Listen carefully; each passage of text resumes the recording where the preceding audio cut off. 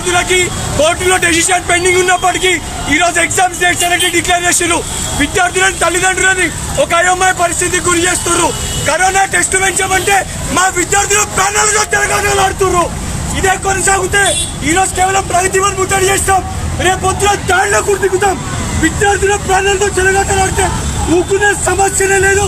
ఇది ప్రభుత్వానికి ఎన్నేస్తున్న హెచ్చరిక.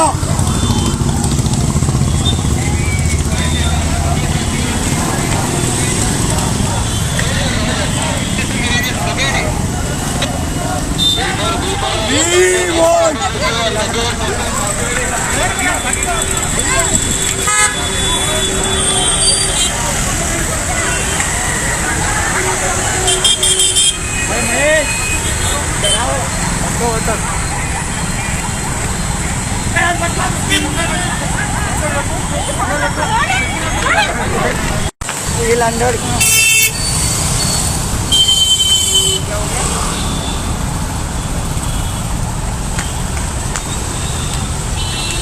దా